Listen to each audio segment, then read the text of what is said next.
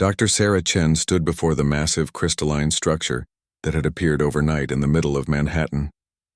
The translucent spire stretched 300 meters into the sky, its surface pulsing with soft blue light that seemed to breathe with an alien rhythm. Around its base, military cordons kept the curious crowds at bay, while scientists from every nation scrambled to understand what had landed on Earth without warning. "Any readings on the composition?" Sarah asked her assistant, Marcus, who was frantically adjusting their scanning equipment. "Nothing makes sense," Marcus replied, sweat beading on his forehead despite the cool October morning. "The material doesn't match anything in our periodic table. The electromagnetic signatures are off the charts, but there's no radiation. It's like it exists in our reality but follows different rules." Sarah nodded grimly. She had been studying xenobiology for 15 years, always hoping this day would come, yet never truly believing it would happen in her lifetime. First contact. The phrase sent shivers down her spine as she watched the alien structure pulse with that hypnotic light. General Morrison approached their station, his face grim. "Dr. Chen, we need answers. The president is demanding to know if this thing poses a threat. Similar structures have appeared in Beijing, London, Moscow, and 12 other major cities worldwide. They all materialized at exactly the same time." Before Sarah could respond, the structure's pulsing suddenly changed. The blue light intensified and a low harmonic tone filled the air. Everyone in the vicinity stopped what they were doing and looked up. The sound wasn't heard through their ears but felt deep in their bones, resonating through every cell in their bodies. Then it spoke. Not in words, but directly into their minds. Every human within a 50-kilometer radius suddenly understood, regardless of their language, education, or mental state. The communication was clear, undeniable, and terrifying in its simplicity. "We are the Valorian Collective. Your species has reached the threshold of interstellar awareness. By galactic law, you must be evaluated." Sarah felt her legs wobble as the alien presence filled her consciousness. It was vast, ancient, and utterly alien. Yet somehow she sensed no immediate malice, only a cold, calculating intelligence that regarded humanity the way a scientist might observe bacteria under a microscope. "Your species will be tested. Prepare 12 representatives. They will speak for all of humanity. You have 72 hours. The presence withdrew as suddenly as it had arrived, leaving everyone gasping and disoriented. Sarah found herself on her knees, Marcus beside her, both struggling to process what had just occurred. Around them, soldiers and scientists were picking themselves up from the ground, their faces pale with shock. General Morrison was the first to recover, barking orders into his radio. "Get me the president now and connect me with the other sites. We need to coordinate with every nation that has one of these structures." Sarah struggled to her feet, her scientific mind racing despite her fear. 72 hours to choose 12 people who would represent all of humanity. How could anyone make such a decision? What criteria would they use? What was this evaluation, and what happened to species that failed? Over the next day, the world's governments worked frantically to establish a selection committee. The debate was fierce and urgent. Some argued for political leaders, others for scientists and philosophers. Religious groups demanded representation, while military officials insisted on including strategists who could assess any potential threat. Meanwhile, Sarah and her team continued studying the structures. They had learned that the crystals were somehow connected, forming a global network. Energy readings suggested they were drawing power from an unknown source, possibly tapping into Earth's magnetic field or something even more exotic. "Dr. Chen," Marcus called from his workstation. "I'm detecting increased activity. The harmonic frequency is changing." Sarah rushed to his side and checked the readings. The structures worldwide were synchronizing, their energy output steadily climbing. Whatever was coming next, the aliens were preparing for it. The selection committee finally reached a decision after 36 hours of intense debate. The 12 representatives would include Dr. Elena Vasquez, a physicist and philosopher from Mexico, Dr. James Mitchell, an evolutionary biologist from Canada, Aisha Okafor, a humanitarian leader from Nigeria, Dmitry Petrov, a former Russian astronaut, Li Wei, a Chinese engineer and inventor, Dr. Rajesh Patel, an Indian mathematician, Sarah Chen herself, representing xenobiology, Father Michael O'Brien, an Irish theologian, Dr. Fatima Alzara, an Arabic historian, Maria Santos, a Brazilian environmental scientist, Dr. John Harrison, an American psychologist, and Ingrid Larsson, a Swedish diplomat.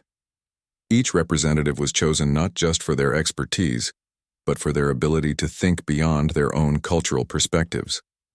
They would need to speak for all of humanity, representing not just the present, but the potential future of their species.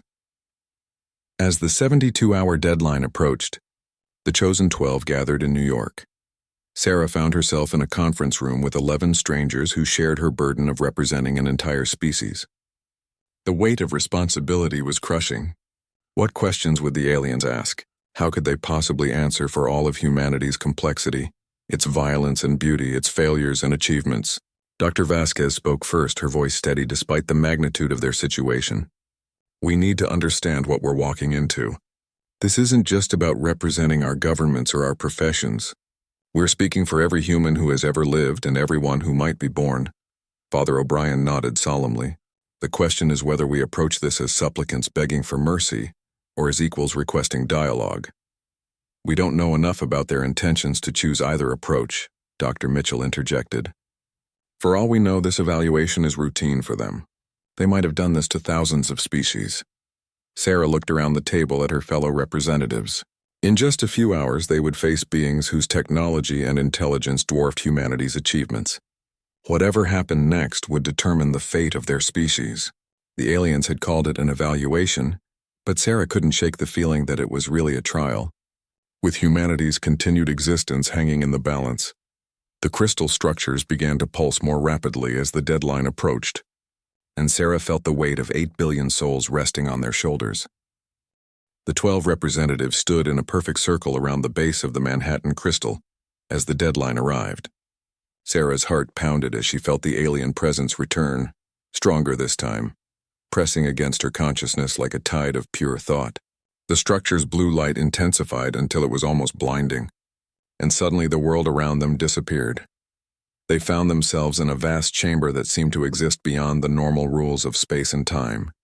The walls, if they could be called walls, shifted and flowed like liquid starlight. Above them stretched an infinite void filled with swirling galaxies, while beneath their feet lay a floor of crystalline material that reflected their forms, but showed them as beings of pure energy, rather than flesh and blood. Welcome, representatives of humanity. The voice belonged to a figure that materialized before them. It was tall, perhaps 3 meters in height, with a form that seemed to be composed of the same shifting light as the chamber walls.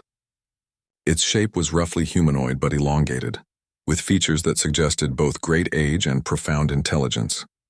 When it moved, space itself seemed to bend around it. I am Archon Zethkai of the Valorian Collective.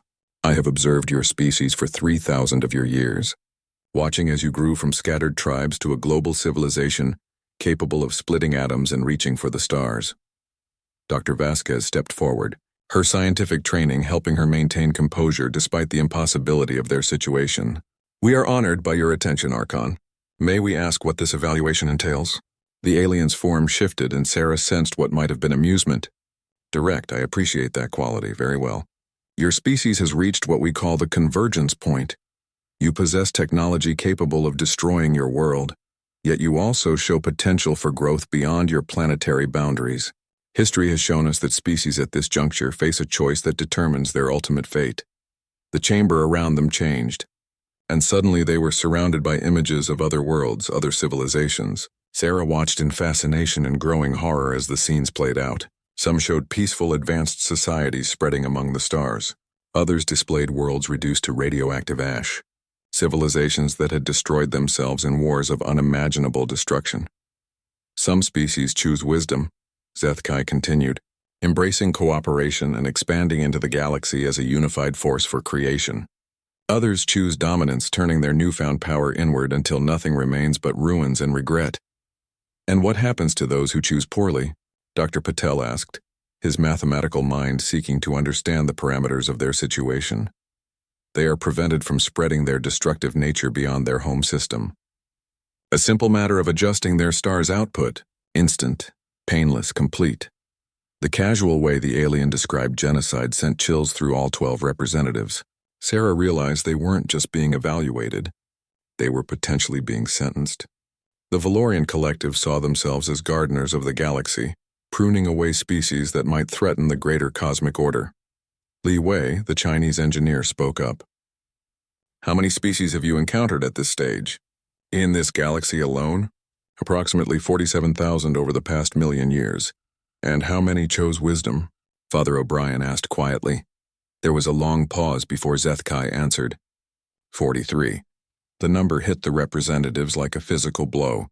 Of nearly 50,000 species tested, only 43 had been allowed to survive and prosper. The odds were horrifyingly clear. Dr. Alzara, drawing on her historical knowledge, asked, "What criteria do you use to make this determination?" The chamber shifted again, and they found themselves witnessing scenes from Earth's history. Wars, genocides, environmental destruction, but also acts of incredible compassion. Scientific breakthroughs achieved through cooperation, and moments when humanity had chosen to help rather than harm. We examined three fundamental aspects, Zethkai explained. First, the capacity for genuine cooperation beyond tribal boundaries. Second, the ability to place long-term survival above short-term gain. Third, and most importantly, the recognition that power must be tempered by wisdom and compassion. And have we passed these tests? Haisha Okafor asked, her experience with humanitarian work giving her insight into humanity's dual nature. Your species is unique, the Archon admitted. In our observations, you have shown remarkable potential in all three areas. Yet you have also demonstrated a disturbing tendency towards self-destruction and cruelty. You wage war while simultaneously sending aid to your enemies' suffering populations. You pollute your world while also developing technologies to heal it. You are perhaps the most contradictory species we have encountered. Sarah found herself speaking before she realized it. Isn't that contradiction itself a kind of strength? We're not a hive mind or a perfectly logical species. We struggle with our choices because we're capable of growth, of changing our minds, of becoming better than we were. Zethkai's form shifted toward her, and she felt the weight of ancient intelligence focusing on her words. Explain. The species you've shown us that succeeded? Sarah continued, her confidence growing. Were they already unified when they reached this point, or did they have to overcome the same contradictions we face? The aliens' pause was longer this time. Around them, the chamber filled with new images, showing the successful species in their earlier stages. To Sarah's amazement, many of them looked remarkably similar to humanity in their developmental phases, complete with wars, environmental crises, and social conflicts. Interesting perspective, Zethkai acknowledged. You suggest that your contradictions are not flaws, but rather evidence of a developing moral consciousness. Dr. Harrison, the psychologist, seized on this opening. Human psychology is built on the tension between our individual desires and our social needs. Our greatest achievements come from resolving these conflicts constructively. Remove the tension, and you might remove our capacity for growth. Furthermore, added Dmitry Petrov, our space program, our scientific advances, our greatest art, all emerged from our struggles with adversity. Peace isn't the absence of conflict, but the successful management of it. The Archon was silent for a long moment, and Sarah sensed something she hadn't expected: uncertainty. For the first time since the evaluation began, the alien seemed to be genuinely considering new information, rather than simply confirming predetermined conclusions. You present an argument that challenges our traditional assessment methods, Zethkai admitted. If your theory is correct, then judging a species at the moment of convergence might be premature. Perhaps true evaluation can only occur after a species has had time to demonstrate how they handle their contradictions on a galactic scale. Maria Santos stepped forward. Are you saying there might be another option besides destruction or immediate acceptance? The chamber began to shift once more, and Sarah felt a glimmer of hope that maybe, just maybe, humanity had found a third path that no other species had discovered. The chamber transformed into something resembling a council hall, with curved walls that displayed star maps and data streams in languages Sarah couldn't comprehend. Other figures began materializing around them, each one clearly representing different alien species within the Valorian collective. Sarah counted at least 20 distinct forms, from crystalline beings that looked like living gemstones to flowing entities that seemed made of pure energy. The human representatives have raised an unprecedented argument, Zethkai announced to the assembled council. They suggest that contradictory nature may be a strength rather than a weakness, and that premature judgment could eliminate species with unique potential for growth. A being that resembled a massive tree with silver bark and leaves that chimed like bells when it moved spoke first. In 3 million years of collective governance, no species has ever challenged our evaluation methodology. This itself is intriguing. Another entity, this one appearing as a constantly shifting geometric pattern, projected thoughts directly into the chamber. The human survival rate predictions are dismal based on historical patterns.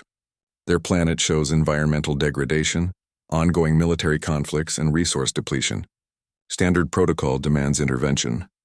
Sarah felt her throat tighten, but Dr. Vasquez stepped forward boldly. With respect, how many of those 43 successful species were given the chance to prove themselves over time, rather than being judged at a single moment in their development? The question created what Sarah could only describe as telepathic silence among the council members. Finally, a being composed of what looked like liquid mercury responded. All species are evaluated at the convergence point. This has been the way for eons. But that's exactly our point, Ingrid Larson interjected, her diplomatic training helping her navigate the complex situation. What if the convergence point isn't the right time to make a final judgment? What if it's actually the worst time, when a species is most unstable and conflicted? Li Wei pulled out a tablet device that had somehow survived the transition to this strange chamber. May I show you something? These are our global statistics from the past century. With the Council's permission, Li Wei projected holographic charts into the space between them. Yes, we've had 2 world wars and countless smaller conflicts. But look at the trend lines. Global literacy rates have risen from 30% to over 85%. Extreme poverty has dropped by more than half. International cooperation through organizations like the United Nations, while imperfect, represents something unprecedented in our history. Genuine attempts at global governance, Dr. Mitchell added. Our life expectancy has more than doubled. Diseases that killed millions are now eradicated. We're developing renewable energy sources and beginning to reverse environmental damage. The trajectory, while imperfect, is clearly upward. The crystalline being's faceted surface sparkled as it processed this information. You claim improvement despite evidence of ongoing destruction? Because of it, Father O'Brien said passionately. Our mistakes teach us. Our failures drive us to find better solutions. A species that never struggled might never develop the resilience needed for true galactic citizenship. Zethkai's form had been shifting continuously during this exchange, and Sarah sensed growing uncertainty among the council members. She decided to take the biggest risk of her life. Archon Zethkai, you said you've observed us for 3,000 years. In that time, have you ever intervened to help us solve our problems or guided our development? No. The prime directive of the collective forbids interference with developing species. Then you've watched us solve every crisis entirely on our own, Sarah said, her voice growing stronger. We ended slavery, created democracy, developed medicine, reached for space, all without any guidance from advanced civilizations. If we can do all that while struggling with our contradictions, imagine what we might accomplish with access to galactic knowledge and cooperation. Dr. Patel stepped forward with another angle. Furthermore, your 43 successful species, they're all still thriving? The pause that followed was telling. The geometric entity finally responded. 17 have transcended physical existence and no longer interact with the material galaxy. 12 have become so advanced they've isolated themselves from younger civilizations. 9 maintain active roles in galactic affairs. 5 have stagnated at their current development level for over 100,000 years. So only 9 out of 43 are still actively contributing to galactic civilization, Aisha calculated quickly. That's roughly a 20% success rate even among those you deemed worthy. What happened to the transcended and isolated species? Dr. Elzara asked. Did they perhaps become too perfect, too removed from struggle to maintain connection with growth and change? The silver-barked tree being's chimes took on a melancholic tone. It is possible that complete harmony leads to stagnation. We have observed this pattern but attributed it to natural evolution beyond our understanding. Sarah felt the momentum shifting and pressed their advantage. What if you're accidentally selecting for the wrong traits? What if the species you save are the ones that resolved their contradictions too easily, too completely? They achieve peace but lose the creative tension that drives innovation and growth. Sethkai's form began pulsing with new patterns of light. You suggest that conflict itself serves a purpose in species development? Not conflict for its own sake, Dr. Harrison clarified, but the capacity to hold opposing ideas in tension, to struggle with difficult decisions, to grow through adversity. It's what philosophers call the dialectical process. Growth comes from resolving contradictions at higher levels, not from eliminating them entirely. The council chamber fell silent as the alien beings processed these concepts. Sarah could feel vast intelligences working through implications that challenged millions of years of established protocol. Finally, the Mercury being spoke. If your theory has merit, it would suggest that our evaluation process has been fundamentally flawed. We may have eliminated species with the greatest potential for long-term contribution to galactic civilization. Worse, the geometric entity projected, we may have inadvertently selected for species that achieve temporary harmony, but lack the dynamic capacity for continued growth. Sethkai's entire form suddenly shifted to a new configuration, one that somehow conveyed both excitement and profound concern. The humans may have identified a critical flaw in our methodology. If true, we have committed a cosmic tragedy of unimaginable proportions. The chamber filled with rapid communications between the council members in languages and thought patterns far beyond human comprehension. Sarah looked at her fellow representatives and saw the same mixture of hope and terror she felt herself. They had successfully challenged the aliens' fundamental assumptions about species evaluation. But in doing so, they had potentially revealed that the Valorian collective had been committing genocide on an unprecedented scale.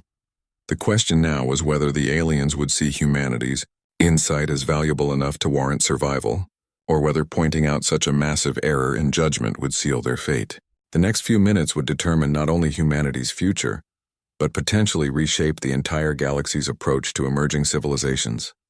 The Council's deliberations stretched for what felt like hours, though Sarah suspected time worked differently in this strange space. Waves of alien communication washed over the human representatives, complex exchanges of data and emotion that their minds could barely grasp. Finally, Sethkai's form stabilized and turned back toward them. The Council faces an unprecedented dilemma, the Archon announced. Your arguments have validity, but accepting them requires us to acknowledge that our methods have been catastrophically wrong for millions of years. The weight of such an error is difficult to comprehend. The crystalline being's facets flickered with what Sarah interpreted as distress.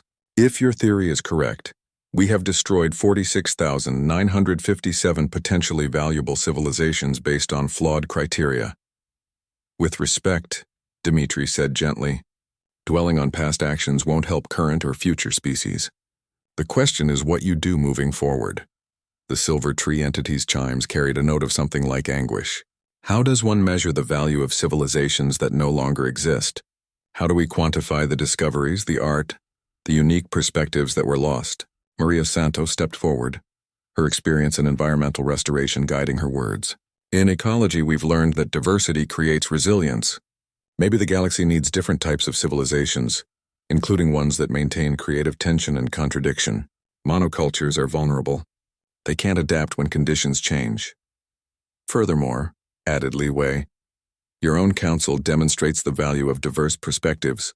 You have different species with different ways of thinking working together. Why wouldn't the same principle apply to emerging civilizations? The geometric entity's patterns shifted rapidly. The human proposal suggests expanding our evaluation framework beyond simple harmony metrics. Instead of seeking species that resolve contradictions quickly, we should identify those capable of managing contradictions constructively over time. But how do we test for that? The Mercury being asked.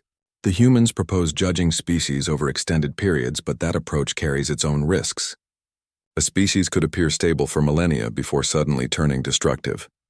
Dr. Vasquez had been quietly observing the alien interactions, and now she spoke up. What if instead of testing for perfect stability, you tested for adaptive capacity? The ability to recognize and correct mistakes, to change course when necessary, to grow from failure? Evolutionary pressure, Dr. Mitchell added. Species that have overcome significant challenges develop stronger problem-solving abilities than those that never faced adversity. Sarah felt a sudden inspiration. Archon, you mentioned that some of your successful species became stagnant after achieving harmony. What if that's because they stopped facing meaningful challenges? What if struggle isn't just useful for development but necessary for long-term vitality? The chamber filled with another wave of rapid alien communication. When it subsided, Zethkai's form had changed again, now displaying patterns that seemed to indicate deep contemplation. Your species continues to surprise us, the Archon said. You face potential extinction, yet use that crisis to analyze galactic civilization theory. This itself demonstrates the adaptive thinking you advocate. Because that's who we are, Aisha said proudly. We don't give up.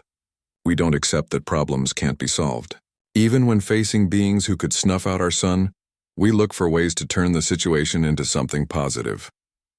The tree beings' chimes took on what sounded like admiration. They treat this evaluation not as a judgment to be endured, but as a puzzle to be solved collaboratively. Which raises another question, Father O'Brien said thoughtfully.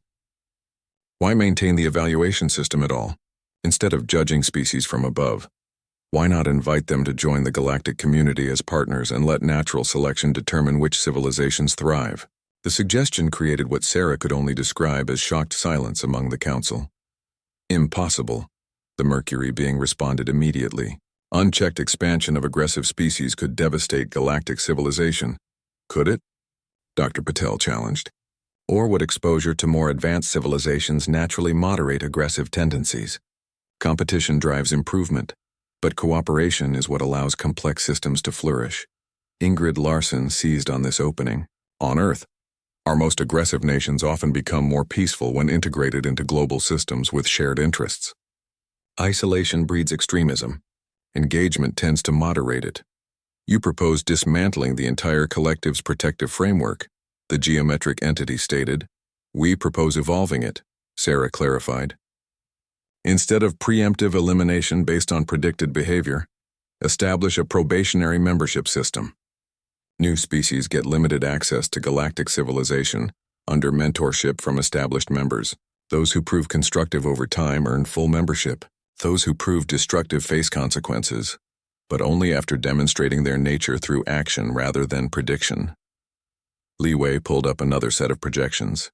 Earth's internet provides a model, initially chaotic and full of conflicts, but over time, self-regulating communities emerge. Bad actors get isolated and marginalized by social pressure rather than external control.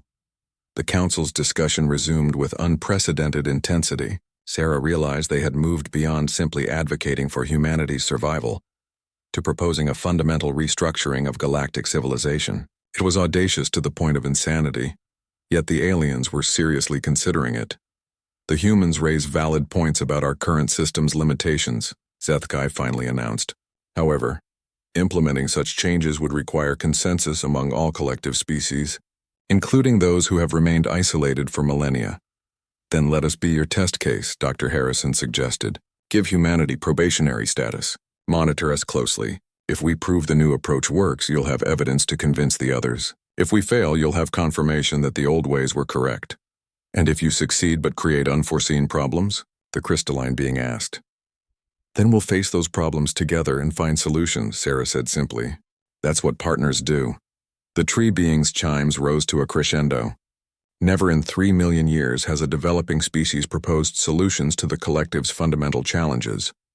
This conversation itself validates their theory about the value of constructive contradiction. Zethkai's form began shifting through a rapid series of configurations, each one more complex than the last. The Council must consider these proposals carefully. The implications extend far beyond humanity's fate, to the very nature of how we interact with emerging civilizations. How long will that take? Dmitri asked, in your time measurement. Approximately 7 of your days. During this period, humanity will remain under observation, but no action will be taken. The chamber began to dissolve around them, and Sarah felt herself being pulled back toward normal reality. But just before the transition completed, Zethkai's voice reached them one final time. Regardless of our decision, you have already changed the galaxy simply by making us question assumptions we have held for eons. That itself is a remarkable achievement. The 12 representatives found themselves back in Manhattan, standing in the circle around the crystal structure. But something had changed. The crystal's pulsing had slowed to a steady, almost peaceful rhythm, and Sarah could sense that humanity had bought itself time, and possibly something far more valuable: the chance to change the galaxy's entire approach to civilizations like their own. The 7 days of waiting proved to be the longest week in human history. News of the evaluation had spread globally despite government attempts at secrecy, and the world watched with a mixture of fear and hope as the alien structures continued their slow, steady pulsing. Sarah found herself at the center of a media storm, as did the other 11 representatives, but they had agreed to remain silent about the details until the Valorian collective reached their decision. During this time, something remarkable happened across Earth. Instead of panic and despair, humanity began to demonstrate the very qualities they had argued for in the evaluation chamber. International cooperation reached unprecedented levels as governments shared resources and information. Scientists worked around the clock in collaborative teams spanning every continent. Religious leaders of all faiths held joint ceremonies calling for unity and understanding. Even long-standing military conflicts saw temporary ceasefires as enemies acknowledged they faced a common fate. Sarah spent most of her time monitoring the crystalline structures which had begun exhibiting new behaviors. Energy patterns suggested the 12 structures were conducting complex calculations that taxed their understanding of physics. Whatever the collective was discussing, it required enormous computational power. On the 6th day, Dr. Mitchell called Sarah with urgent news. "You need to see this. The deep space monitoring stations are picking up massive gravitational distortions throughout the solar system. Something big is coming." Sarah rushed to the monitoring station where Marcus was coordinating with observatories worldwide. The data was staggering. Dozens of massive objects were approaching Earth from various directions, each one larger than any space structure humanity had ever imagined. "They're slowing down," Marcus reported, his voice tight with excitement and fear. "Controlled deceleration patterns, these aren't natural objects." "Ships," Sarah whispered. "The entire collective is coming here." Within hours, the alien vessels took up positions throughout the inner solar system. Each one was unique in design, clearly representing different species within the collective. Some resembled crystalline flowers kilometers in diameter. Others looked like flowing metal sculptures that defied geometric description, and a few appeared to be structured space itself, visible only by the way they bent light around their edges. The world's leaders convened emergency sessions as it became clear that Earth was about to become the site of something unprecedented in galactic history. The structures on Earth began pulsing in complex harmonies, apparently communicating with the assembled fleet. On the 7th day, as the deadline approached, Sarah and the other representatives gathered once again around the Manhattan crystal. This time, however, they were not alone. Representatives from every nation stood nearby, along with military leaders, scientists, and religious figures. If humanity was about to face judgment, it would do so united. At exactly noon local time, the crystals worldwide began emitting a pure white light that somehow conveyed no heat despite its intensity. The harmonic tone returned, but now it carried new undertones, complex melodies that suggested multiple alien voices joining together. "People of Earth," the communication began, and Sarah was surprised to hear individual tonal patterns that she recognized from the council chamber. Multiple species were speaking together. "The collective has reached a decision regarding both your species and our evaluation methods." The space around the crystal shimmered, and suddenly holographic displays materialized showing the gathered alien fleet. Each ship was represented by a different species member, and Sarah realized she was witnessing the largest gathering of galactic civilizations in recorded history. Your representatives raised questions that challenged fundamental assumptions about civilization development and evaluation. After extensive deliberation involving all collective members, including those who have remained in isolation for millennia, we have reached several conclusions. Zethkai's familiar form materialized before them, but now Sarah could sense the presence of hundreds of other alien intelligences. First, regarding humanity specifically, your species has demonstrated remarkable adaptive capacity, creative, problem solving, and the ability to find constructive solutions under extreme pressure. These qualities, combined with your unique perspective on the value of constructive contradiction, qualify you for immediate provisional membership in the Valorian Collective. A cheer erupted from the gathered crowd, but Zethkai raised the appendage for silence. Second, and perhaps more significantly, your arguments have convinced the collective to fundamentally restructure our approach to emerging civilizations. The evaluation and elimination system that has existed for millions of years will be replaced with a mentorship and integration program. The implications hit Sarah like a thunderbolt. Humanity hadn't just saved itself. They had potentially saved every future civilization that would have faced the same deadly evaluation. Third, we formally request that humanity serve as the primary designers and administrators of this new system. Your unique experience as a species that succeeded through creative contradiction, combined with your fresh perspective on galactic civilization, makes you ideally suited for this role. Dr. Vasquez stepped forward, her voice steady despite the magnitude of what was being offered. You're asking us to help redesign galactic civilization? We are asking you to help us grow, came the reply from multiple alien voices. The collective has achieved stability and technological advancement, but we have stagnated. We need partners who think differently, who challenge our assumptions, who bring the creative energy that comes from ongoing struggle and growth. Sarah felt tears streaming down her face as she realized what this meant. Not only would humanity survive, but they would become central figures in shaping the future of galactic society. The very traits that had made them seem dangerous to the old evaluation system made them invaluable to the new approach. What about the species you've already eliminated? Aisha asked, her humanitarian instincts focused on the past tragedies. Their loss cannot be undone, Zethkai acknowledged, with what Sarah sensed was profound regret. But their memory will be honored. Humanity will help us establish monuments and remembrance protocols to ensure their potential contributions are never forgotten. Moreover, the new evaluation system will include provisions for species restoration using genetic and cultural archives where available. Li Wei looked up at the holographic display showing the vast alien fleet. When do we begin? Immediately, replied the crystalline being Sarah remembered from the council. 3 of your years will be allocated for transition planning. Humanity will work alongside collective species to establish integration protocols, develop cultural exchange programs, and design the new evaluation frameworks. Your planet will serve as the pilot location for the first mentorship program trials.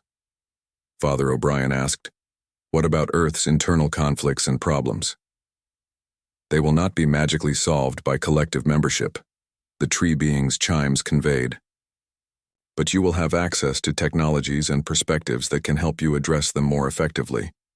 The key is that you will solve them yourselves, in your own way, with support rather than control from the galactic community. Sarah looked around at her fellow representatives, at the gathered crowd, at the alien ship surrounding Earth, and felt a profound sense of completion. Humanity had been tested not for perfection but for potential. They had succeeded not by pretending to be something they weren't, but by defending their right to be exactly what they were, contradictions and all. The crystal structures began to shift, their blue light taking on rainbow hues as they prepared to serve as permanent communication links between Earth and the galactic community. The age of human isolation was ending. But rather than being absorbed into someone else's vision of civilization, they would help create a new one that honored the value of diversity, struggle, and growth. As alien shuttlecraft began descending to establish the first diplomatic installations, Sarah realized that humanity's greatest trial had become its greatest opportunity. They had turned judgment into partnership, evaluation into collaboration, and potential extinction into galactic leadership. 5 years had passed since the convergence, as historians had begun calling humanity's first contact with the Valorian Collective. Sarah stood in the observation deck of Luna Station, the massive orbital facility that served as the headquarters for the new Galactic Integration Protocol. Through the transparent aluminum windows, she could see Earth below, its surface now dotted with alien structures that served as cultural exchange centers and technological development hubs. The transformation had been remarkable, though not without challenges. True to the aliens' word, Humanity's problems hadn't been magically solved. Wars still occurred, though they were smaller and resolved more quickly thanks to improved communication technologies and mediation by both human and alien peacekeepers. Environmental restoration had accelerated dramatically with access to collective biotechnology, but the work remained primarily human-led. Poverty and disease had been significantly reduced, but the solutions came through human innovation enhanced by galactic knowledge rather than simple alien intervention. Dr. Chen, the Council is ready for your report, Marcus announced as he approached. He now served as her assistant administrator for the integration protocol, a role that had evolved far beyond anything either of them had imagined during those first terrifying days. Sarah made her way to the council chamber, a magnificent space that blended human architectural concepts with alien design principles. The result was both beautiful and functional, with curved walls that could display information in formats comprehensible to dozens of different species. Today, representatives from 47 different civilizations had gathered to hear the progress report on the protocol's first major test. Zethkai's familiar form occupied the central position, but Sarah noted with satisfaction that the formal hierarchy of the old collective had evolved into something more collaborative. Human representatives now served as equal partners alongside species that had existed for millions of years. The Kepler 442 evaluation is scheduled to begin tomorrow, Sarah announced as she took her position at the presentation podium. This will be our first test of the new integration methodology with a species that shows the aggressive tendencies that would have triggered automatic elimination under the old system. She activated the holographic displays, showing data on the Zeltharian civilization, a species of insectoid beings whose planet orbited the star Kepler 442. Unlike humanity's relatively benign presentation during their convergence point, the Zeltharians had achieved interplanetary travel through conquest, having militarily absorbed 3 neighboring worlds in their solar system. Under the previous evaluation criteria, the Zeltharians would have been eliminated without question, continued the geometric entity that Sarah now knew as Coordinator Vexthal. Their expansion pattern shows clear aggressive imperialism. However, Sarah replied, their internal social structures show remarkable cooperative principles. Their conquest pattern appears driven by resource scarcity, rather than innate aggression. Moreover, their treatment of conquered populations involves integration, rather than exploitation. Dr. Vasquez, who now served as Earth's primary diplomatic liaison, added her analysis. What we're seeing is a species that defaults to competitive solutions due to environmental pressure, but demonstrates capacity for collaborative behavior when resources are adequate. Classic case of context-dependent aggression. The crystalline being Archon Thelandra flickered with patterns that indicated curiosity. The human psychological model suggests that aggression can be redirected into constructive channels given appropriate outlets and incentives. Exactly, Sarah confirmed. The integration protocol calls for initial contact through competitive challenges that allow the species to demonstrate their capabilities in non-destructive ways, followed by collaborative projects that reveal their potential for partnership. Li Wei, who now directed the protocol's technology integration division, brought up additional displays. We've designed a series of engineering challenges that will appeal to their conquest-oriented mindset while requiring cooperation with multiple species to complete. Think of them as galactic puzzles that can only be solved through alliance building. The proposal had taken 2 years to develop and represented everything humanity had learned about turning competitive drives toward constructive ends. Instead of judging the Zeltharians for their aggressive expansion, the protocol would channel that energy into beneficial projects while exposing them to the advantages of cooperation. The risks remain significant, warned a flowing entity composed of what appeared to be living plasma. If the Zeltharians prove incapable of adaptation, they could potentially influence other species toward aggressive behaviors, which is why we've built multiple safeguards into the system, Aisha responded. She now headed the protocol's social development division, focusing on how species adapted to galactic civilization. Participation in the program is voluntary and can be suspended if behavior patterns prove consistently destructive. More importantly, the program is designed to identify and strengthen positive traits rather than simply suppressing negative ones. Father O'Brien, representing the protocol's Ethical Oversight Committee, addressed deeper concerns. The fundamental difference from the old system is that we're treating each species as capable of growth, rather than fixed in their nature. We're offering opportunities for transformation rather than passing judgment on current behavior. Sarah felt a surge of pride as she watched the council deliberate. The discussion was vigorous but respectful, with multiple perspectives being genuinely considered. This was what galactic civilization looked like when it embraced diversity and constructive contradiction. "I have a question about long-term implementation," said a being that resembled a massive Nautilus shell filled with swirling gas clouds. "How do we prevent the integration protocol from becoming another form of evaluation system, simply with delayed judgment?" Dr. Mitchell, who had become the protocol's chief evolutionary analyst, responded thoughtfully. "The key difference is that we're not working toward a predetermined outcome. We're facilitating each species' natural development, while providing tools and opportunities for positive growth. Success is measured by the species' own progress toward their goals, not their conformity to our expectations." Zethikai's form shifted to display satisfaction patterns. "The human approach has proven remarkably successful even in our trial programs. 3 species that would have faced elimination under the old system are now productive collective members, each contributing unique perspectives and capabilities."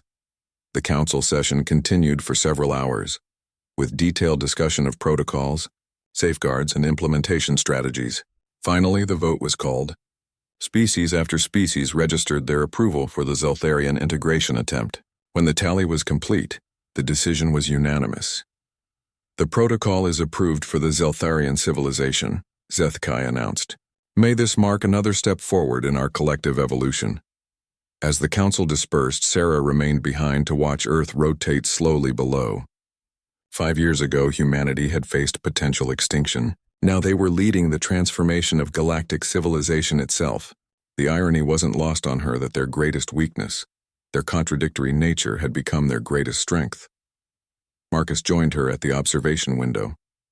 "Remember when our biggest worry was whether we'd have funding for the xenobiology department?" Sarah laughed, remembering those simpler days. "Now we're designing the future of interstellar relations. Sometimes I wonder if this is all some elaborate dream." "If it is, let's not wake up," Marcus replied. "Tomorrow we make first contact with a species that could have been destroyed by the old system. Instead, we're going to help them become part of something greater than any of us imagined." As Sarah watched the stars beyond Earth, she thought about all the civilizations that had been lost to the old evaluation system, and all the ones that would be saved by the new approach. Humanity had indeed been spared once, but more importantly, they had used that mercy to create a galaxy where mercy itself was no longer necessary because understanding had taken its place. The legend that had begun with humanity's survival had evolved into something far greater. The transformation of an entire galaxy's approach to the endless diversity of life among the stars. And it had all started with 12 humans who refused to accept that contradiction was a weakness rather than a strength.